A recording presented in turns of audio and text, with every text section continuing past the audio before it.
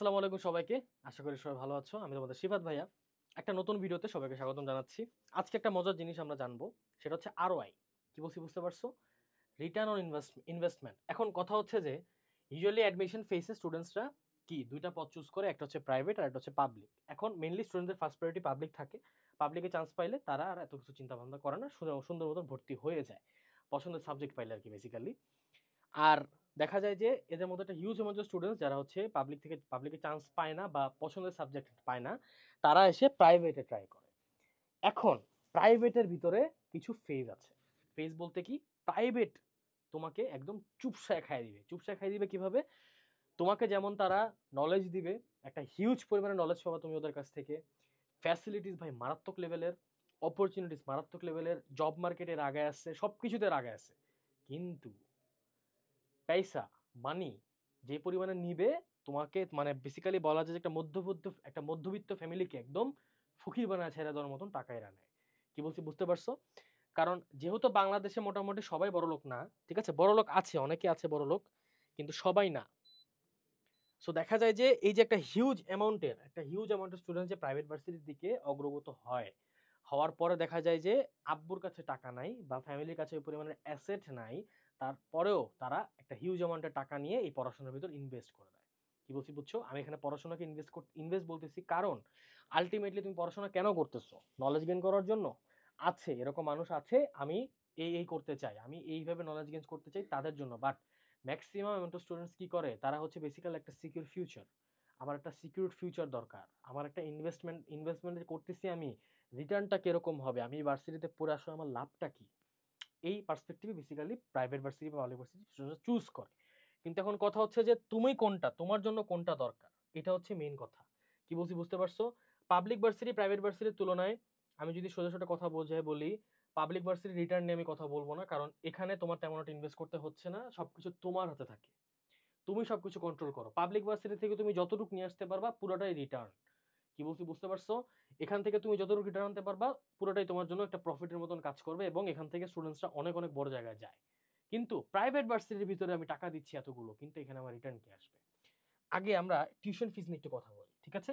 Private ভার্সিটির দিক থেকে আমি যদি কিছু নাম করা কিছু ভার্সিটির কথা বলি, নর্থ সাউথ আছে, আমাদের আমাদের ব্র্যাক ইউনিভার্সিটি আছে, আমাদের ইস্ট ওয়েস্ট ইউনিভার্সিটি আছে, আমাদের ইউআইইউ আছে, যদিও এর এখন আপাতত মইরা পইরা আছে, বাট সুন আই হোপ সুন এরা রিভাইভ করবে।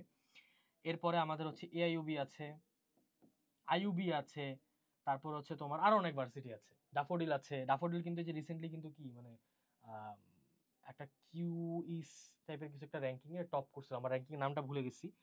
অনেক র্যাঙ্কিং সিস্টেম থাকে, বাট এই একটা র্যাঙ্কিং এ তারা টপ করছে, উইচ ইজ কোয়াইট শকিং। আমি নিজেও বিশ্বাস করিনি, বাট করছে তারা, ঠিক আছে? এবং এমন না যে এমনি এমনি পেয়ে গেছে, না।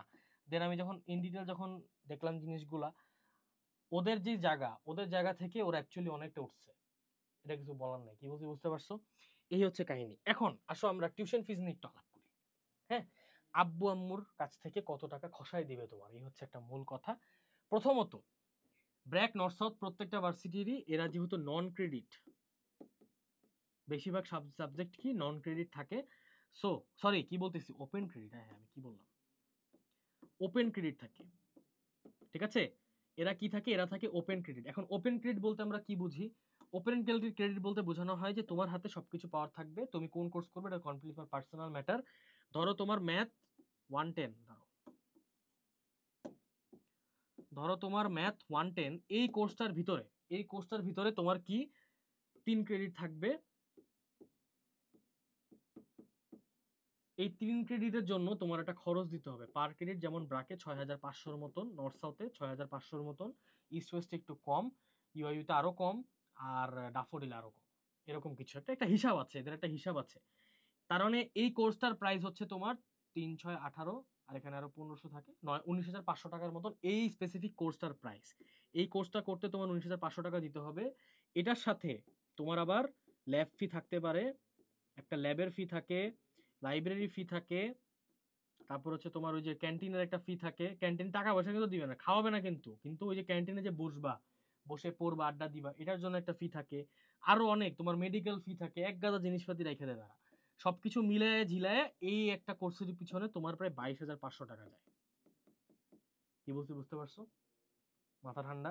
এখন এরকম কোর্স তুমি ধরো 3টা নিচ্ছ, এই 3টা কোর্সের ভিতরে তাহলে তোমার ঘুরায় ফিরে কত, প্রায় আমি তোমাকে যদি রাফলি ধরি তোমার 90 যাবে, আমি আরো 10,000 অ্যাড করলাম তোমার আসা যাওয়ার খরচ হিসাবে, বা আঙ্গু বাঙ্গু ঘুরতে যাবা, ভার্সিটি যেহেতু পড়বা তুমি একটু উড়বা মাসে, সরি একটা সেমিস্টারে ধরে নিলাম আমি, আচ্ছা তাহলে তো আমরা একটু বাড়াই দিতে হবে ভাইয়া, এটা 20,000 ধরলাম, যাও 3 মাসে তুমি 20,000 টাকা উড়াবা, আসা যাওয়ার খরচ, গার্লফ্রেন্ড নিয়ে বেরোবা, বয়ফ্রেন্ড নিয়ে বেরোবা, সবকিছু মিলে দিলে 20,000 টাকা তোমার ধরতে হবে।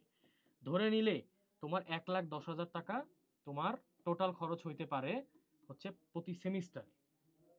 এক বছরে 4টা সেমিস্টার থাকে, তার মানে একটা বছরেই তুমি ভার্সিটি থেকে দিচ্ছ 4,040, মানে 4 লাখ টাকার মতো। আচ্ছা ভার্সিটিকে যে তুমি নিজের খরচ তো নিজের কাছেই রাখবা, আমি 4 লাখ ধরলাম, তো এটা হচ্ছে তোমার ভার্সিটিকে তোমার দিতে হচ্ছে, অর্থাৎ বছরে তুমি দিচ্ছ, বছরে 4 লাখ টাকা দিচ্ছ, তোমার টোটাল কোর্স সবকিছু মিলায় ঝিলায় তোমার প্রায় 12 থেকে 14 লাখ টাকার মতন চলে যাবে। 12 লাখ টাকার কমে আসবে যদি তুমি ব্র্যাক থেকে পড়তে চাও। হ্যাঁ, নর্থ তো একই মোটামুটি কাছাকাছি, একটু কম হইতে পারে, এটা ভার্সিটি ভ্যারি করে আর কি। ওই যে তোমার ভার্সিটি, অনেক ভার্সিটি ব্র্যাক হচ্ছে সবচেয়ে বেশি টাকা খায়, নর্থ তার থেকে একটু কম টাকা খায়, এর থেকে আস্তে আস্তে কমতে কমতে আসে আর কি। সো এই এখন কথা হচ্ছে যে এই যে মানে এই টাকা যে অ্যামাউন্টটা, এই টাকার অ্যামাউন্টের তুলনায় তোমার সার্ভিস থাকে। ব্র্যাকের যে এই চক্ষু, ব্র্যাকের একদম একদম মাল একটা ক্যাম্পাস দিচ্ছে যে ব্র্যাকের, এই ক্যাম্পাসে তোমার পড়তে হলে টাকা দিতে হবে, তারপরে এদের সার্টিফিকেটের একটা ভ্যালু আছে, সবকিছু মিলিয়ে ঝিলে আসলে বেসিক্যালি এই সবকিছু সিলেক্ট করা হয়। এখন কথা হচ্ছে যে তোমার টিউশন ফিজের হিসাব তো আমি তোমাকে বুঝাই বললাম, তুমি এতগুলো টাকা ঢালতেছো, আগে কত টাকা ঢালতে পারো, এটা হচ্ছে তোমার কথা। সো প্রথমত আগে মাথায় বুঝে নিবা যে তোমার 12 লাখ টাকার মতন ক্ষমতা তোমার ফ্যামিলির আছে নাকি 4 থেকে 3 বছরের ভিতরে। ওকে, এরপরে কি আসে দেখি, অপরচুনিটিস। এখন আসবো আমরা রিটার্ন, অর্থাৎ ইনভেস্ট করলাম 12 লাখ টাকা, ধরেন আমি 12 লাখ টাকা ইনভেস্ট করছি, 12 লাখ টাকা ইনভেস্ট করে দিলাম, 12 লাখ টাকা গন কেস মানে এর থেকে বেড়ে গেল। এখন অপরচুনিটিস কি কি, প্রথমত অপরচুনিটিস ভাই অভাব নেই, এদের কাছে ক্লাবস আছে, হিউজ পরিমাণের ক্লাবস, ব্রাকে যেমন সবকিছু মিলে আমি যদি জানি 27টার মতন ক্লাব আছে, 27টা, আরে বাংলিশ লিখতে লিখতে অভ্যাস হয়ে গেছে, 27টার মতন ক্লাব আছে ব্রাকের ভিতরে, 27টার মতন ক্লাব আছে, কি বলছি বুঝতে পারছো? তো এই 27টার মতন ক্লাব, এর পাশাপাশি আবার এই 27টার মধ্যে অ্যাক্টিভ ক্লাব 10টার মতন, একদম টোটাল অ্যাক্টিভ ক্লাস। এই অ্যাক্টিভ ক্লাবের মধ্যে আমি কোনটার কথা বলতেছি, বিইউইসিসি, মানে ব্র্যাকের যে ট্রিপুলি ক্লাব, ব্র্যাকের যে সিএসি ক্লাব, তারপর রোবোটিক্স ক্লাব, মঙ্গলতরি, ডুবুরি, কি বলছি বুঝতে পারছো? তো এই যে ক্লাবগুলা মঙ্গলতরি, ডুবুরি, এগুলো সব রোবোটিক্স ক্লাবের কাজ। হ্যাঁ, মার্চ কাজ মানে হচ্ছে ইলেকট্রিক্যাল সাইড থেকে ট্রিপলি ক্লাব হেল্প করছে, তোমার প্রোগ্রামিং এর ক্লাস সাইড থেকে তোমার সিসি ক্লাব হেল্প করছে, আর রোবোটিক্স এর টোটাল জিনিসটা তোমার রোবোটিক্স ক্লাব নিজে পার্সোনালি দেখছে। তো এই একটা মার্চ ক্লাব আর কি, মার্চ করে তারা এত বড় বড় প্রজেক্ট গুলো নিয়ে আসে। তো এর কারণে বলা যায় তোমার কাছে অপরচুনিটিস ভাই অনেক আছে। তারপরে আমি যদি আরো অপরচুনিটির কথা বলি, তোমার হচ্ছে এদের হচ্ছে বিভিন্ন ফ্রি সেমিনার থাকে, you trust me or not ভাই, you trust me or not, এক্সামের 1 সপ্তাহ আগে, ঠিক আছে, এদের কাছে তো অডিটোরিয়ামের অভাব নেই ভাই, বড় বড় বিশাল বিশাল অডিটোরিয়াম বানায় দিছে নতুন ক্যাম্পাসে আর কি। তো দেখা যায় যে এই সেমিনার প্রত্যেক মানে এক্সামের 1 সপ্তাহ আগে, ঠিক আছে, student mental wellbeing seminar launch করে এরা, এরকম অনেক সেমিনার থাকে।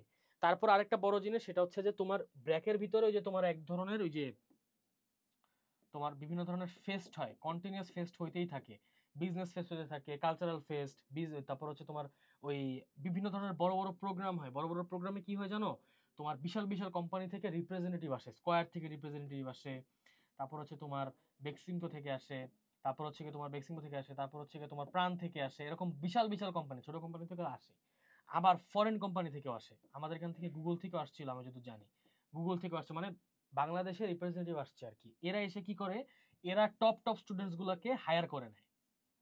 মানে তুমি ওই যে তোমার হচ্ছে কি ওই যে তোমার 3 ডেজ যে ভার্সিটি ছিল, ইউনিভার্সিটি ছিল, মনে আছে ভার্সিটিতে যাওয়ার আগে একটা জব নেওয়ার একটা অপরচুনিটি থাকে। সো এদের কাছে এরকম একটা অপরচুনিটি থাকে, কি বলছি বুঝছো, এদের কাছে এরকম অপরচুনিটি থাকে। সো দেখা যায় যে তোমার অপরচুনিটিসের অভাব নাই ভাই, হিউজ পরিমাণের অপরচুনিটিস পাবা। এবং এর পাশাপাশি এদের যে ইউনিক লাইব্রেরি, ভাই লাইব্রেরি যে বানাইছে ভাই রে ভাই, এটা আমি শুধুমাত্র কিন্তু ব্র্যাকের কথা বলতেছি না, নর্থ সাউথ লাইব্রেরিও মাখন, প্রত্যেকটা প্রাইভেট ভার্সিটির লাইব্রেরি 1 নাম্বার লাইব্রেরি ভাই, এত সুন্দর লাইব্রেরি বলার বাহিরে। হ্যাঁ, তুমি যেই বই চাচ্ছ ওই বই পাচ্ছ, ঠিক আছে। তারপর ক্যাম্পাসের যে সিন, যে স্টুডেন্ট ফ্রেন্ডলি ক্যাম্পাস, কোনো প্রকার র্যাগিং নাই, পলিটিক্স নাই, কিচ্ছু নাই, কি বলছি বুঝছো?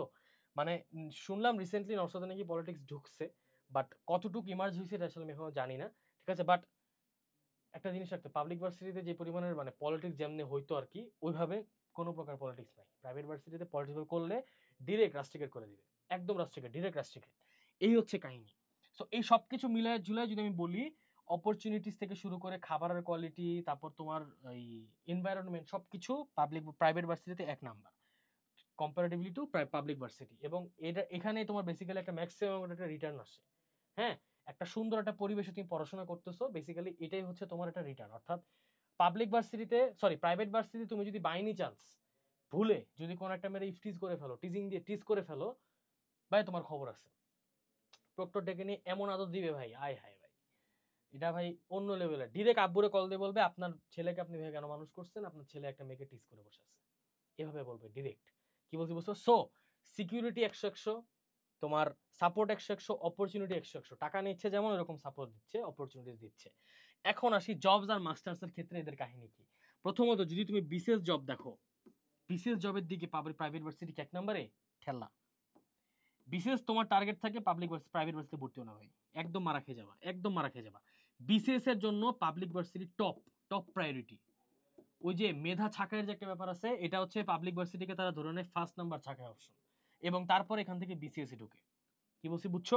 সো বিসিএস এ তুমি প্রাইভেট ভার্সিটি হয়ে বিসিএস এ চান্স পাইতে চাইলে ভাই গন কেস, সরি এক্সট্রিমলি সরি, পারবা না, সম্ভব না, অনেক কষ্ট। হয়তোবা সম্ভব, কিন্তু অনেক কষ্ট হবে, অনেক কষ্ট হবে। হ্যাঁ, এরপরে যদি আমি বলি মাস্টার্স এর পার্সপেক্টিভে প্রাইভেট ভার্সিটি স্টুডেন্টসরা কম্পারেটিভলি আগে আছে। কি বলছি বুঝছো? কারণ বিকজ অফ দেয়ার অ্যালামনাই, এদের অ্যালামনাই রাইট নাও এত স্ট্রং হইছে যে দেখা যায় যে যেখানে যাবা, অ্যাপ্লাই করতে যাবা, আয় হায় ভাই আপনি, আরে তুমি তো আমার ভার্সিটির ভাই, তোমাকে আমি এমনি নিচ্ছি, সমস্যা নেই। রেফারেন্স থেকে শুরু করে সব দিক থেকে হিউজ অ্যামাউন্ট অফ স্টুডেন্টস বিদেশে চলে যায়, স্কলারশিপ নিয়ে যায়, বা হচ্ছে নিজের পড়াশোনার what ever it is, huge amount of students চলে যায়। কি বলছি বুঝছো? এখানে একটা খেলা আছে। খেলা কি জানো? পাবলিক ভার্সিটিতে তোমার সিজি মেনটেন করাটা একটু কঠিন। সিজি মেনটেন করা একটু কঠিন, কারণ কি জানো? সরি, পাবলিক ভার্সিটির কথা বলতেছি আমি। পাবলিক ভার্সিটিতে সিজি মেনটেন করাটা একটু কঠিন কেন, আমি তোমাকে বুঝাই বলতেছি। কারণ পাবলিক ভার্সিটিতে স্টুডেন্টসরা তোমাকে, টিচাররা তোমাকে গিলায় দেয় না, সবকিছু তোমার হাতে থাকে, এবং স্বাভাবিকভাবে ভাই পড়াশোনা করতে কাল ভাল লাগে। হ্যাঁ, অনেকে আছে ভাল লাগে, আমি তাদেরকে ধরতেছি না, কোনায় ধরতেছি না, বাট ম্যাক্সিমাম তো ভাল লাগে না। তো তখন কি হয় যে তারা এই যে বাসটা খায়, একটা বিশাল বড় একটা বাস খায়, যেহেতু নিজের হাতে সবকিছু থাকে, তারা ঠিক মতন পড়াশোনা করে না, এবং দেখা যায় যে কি একটা পর্যায়ে গিয়ে তাদের আলটিমেটলি একটা বিশাল বড় লস হয়। অর্থাৎ সিজি একদম ডাউন কেস, সিজি ঠিক মতন থাকে না, তারা সিজি মেনটেনই করতে পারে না। কিন্তু প্রাইভেট ভার্সিটির ক্ষেত্রে তোমার সিজি যেমন মারবে, তোমাকে এরকম পড়াবে। তোমার সিজি খারাপ নেই, তুমি বেরোতে পারবে না, এরকম ব্যবস্থা করে রাখছে আর কি বেসিক্যালি। মানে তোমার সিজি 3 এর উপর থাকলে, যেমন হচ্ছে কি, তোমার সোজা সরল ভাষায় বোঝাই বলি, ট্রিপল ডিপার্টমেন্ট থেকে আমি যত শুনছি, তুমি 3 সিজির নিচে নামতে পারবা না, মানে তোমার মিনিমাম 3 সিজি নিয়ে বেরোতে হবে। সার্টিফিকেট দিবে না ভাই, সার্টিফিকেট পাবা না, 3 সিজি না থাকলে সার্টিফিকেটই পাবা না। এটা হচ্ছে এদের ক্ষেত্রে একটা বিশাল বড় একটা জিনিস। কি বলছে বুঝতে পারছো? আবার আমি যদি তোমাকে বলি জবসের ক্ষেত্রে, জবসের ক্ষেত্রে যদি রাইট নাও বলি, গভর্নমেন্ট জবসের ক্ষেত্রে প্রাইভেট ভার্সিটি পিছিয়ে আছে, পাবলিক ভার্সিটি আগে আছে, এরা আগে আছে। কিন্তু প্রাইভেট কোম্পানি যেগুলো আছে, প্রাইভেট কোম্পানিতে অর্থাৎ বিভিন্ন এমএনসি বলো বা বড় বড় যে কোম্পানিগুলো আর কি, বেসিক্যালি সরকারি কোম্পানি তো ভাই বড় না, কিন্তু বিশাল বিশাল কোম্পানি যেগুলো আছে, প্রাণ টান যেগুলো আছে, এই কোম্পানিগুলোতে আবার প্রাইভেট ভার্সিটিকে এরা প্রায়োরিটি বেশি দেয়। ঠিক আছে, তুমি অনলাইনে গুগলে সার্চ করলেই দেখবা, রেশিও দেখবে, ইচ এন্ড এভরিথিং রেশিও দেখবা, তাইলেই বুঝতে পারবা সবখানে প্রাইভেট ভার্সিটি আগে আছে। এবং মজার বিষয় কি জানো? পাবলিক ভার্সিটির সাথে গভর্নমেন্টে কিন্তু প্রাইভেট ভার্সিটি স্টুডেন্টসরাও চান্স পায়। সো যদি তুমি টোটাল যদি ক্যালকুলেশন করো, প্রাইভেট ভার্সিটি আগে থাকবে, কম্পারেটিভলি প্রাইভেট ভার্সিটি আগে থাকবে। অর্থাৎ মানে এখানে পাবলিক ভার্সিটিও চান্স পায়, প্রাইভেট ভার্সিটিও চান্স পায়, কিন্তু এখানে প্রাইভেট ভার্সিটির মান বেশি, হার বেশি, এবং এতটাই বেশি যে জব মার্কেট তুমি যদি টোটাল ক্যালকুলেশন করতে যাও, সেই ক্ষেত্রে আবার এটা আগে থাকবে। এই হচ্ছে মোটামুটি। সো আমি যদি তোমাকে একটা ক্লিয়ার কাট কথা বলি, সেটা হচ্ছে যে প্রথমত পড়াশোনা টোটালি তোমার নিজের হাতে, তুমি তুমি পড়বা না কি পড়বা না তোমার পার্সোনাল ম্যাটার, বাট তুমি যদি ঠিক মতন পড়ো, তুমি যদি ঠিক মতন পড়ো, দেন 100% প্রাইভেট ভার্সিটি তোমাকে ইনভেস্টমেন্ট রিটার্ন করে দিতে পারবে। ওদের যে পরিমাণের ফ্যাসিলিটি ভাই, আমি তোমাকে সোজা সপ্তাহ একটা কথা বলি, লাইব্রেরির উদ্দেশ্যে তুমি মাসে মেবি প্রত্যেক সেমিস্টারে মেবি লাইব্রেরির উদ্দেশ্যে তুমি 5 না 6 হাজার টাকা দাও। লাইব্রেরিতে তুমি যাও কতবার, মানে লাইব্রেরিতে তো যায় না, স্টুডেন্ট ঢুকেই না লাইব্রেরিতে। এত এত সুন্দর লাইব্রেরি বানায় রাখছে, লাইব্রেরিতে গিয়ে স্টুডেন্ট ঢুকেই না। তোমার জন্য প্রত্যেকটা বই ফ্রি, যে কোনো বই তুমি নিবা, এক সপ্তাহের জন্য নিবা, নিয়ে পুরো বই শেষ করবা, শেষ করে আবার লাইব্রেরিকে ব্যাক দিয়ে দিবা। এই যে সিস্টেমটা, এই সিস্টেমটা ইউজ করে কয়জন? ইউজই করে না। সো ইনভেস্টমেন্ট যত করতেছো পুরোটাই তুমি রিটার্ন হিসেবে নিয়ে আসতে পারবা। জব থেকে বলো, তোমার লাইফের উপর একটা ভালো একটা প্রাইভেট ভার্সিটির একটা থাপ্পা লেগে যাবে, একটা সিল লেগে যাবে, এই যে একটা importance, 100% it's worth of a try. কিন্তু তোমার মাথায় রাখতে হবে তোমার আব্বুর পকেট থেকে এতগুলো টাকা যাচ্ছে, ওটা চিন্তা করে তোমার দেন কাজ করতে হবে। এই হচ্ছে মোটামুটি কাহিনী। ওটা চিন্তা না করে তুমি যদি আলটিমেটলি যদি পড়াশোনা ঠিক মতো না করো, ভাই এটা ইনভেস্টমেন্ট করে রাখছো, ইনভেস্টমেন্ট তো করে যাবে, তোমার আব্বুর মতো ইনভেস্ট করে যাচ্ছে, তুমি পড়াশোনা না করলে এটা রিটার্ন আসবে না। এই হচ্ছে কাহিনী। ঠিক কি বলছি বুঝতে পারছো? সো আলটিমেটলি সবকিছু তোমার হাতেই থাকবে আর কি। বাট প্রাইভেট ভার্সিটি তোমাকে 100% সাপোর্ট দিবে। ওই সাপোর্টটা কাজে লাগায় তুমি কি করতে পারতো সেটা হচ্ছে তোমার উপর ডিপেন্ড করে। এই হচ্ছে কাহিনী। ওকে, দ্যাটস অল। মোটামুটি একটা বড় একটা গাইডলাইন ভিডিও হয়ে গেল। আজকের গাইডলাইন ভিডিওতে এই পর্যন্তই। ইনশাল্লাহ সবার সাথে দেখা হচ্ছে নেক্সট কোন একটা গাইডলাইন ভিডিওতে। টিল দেন, আসসালামু আলাইকুম।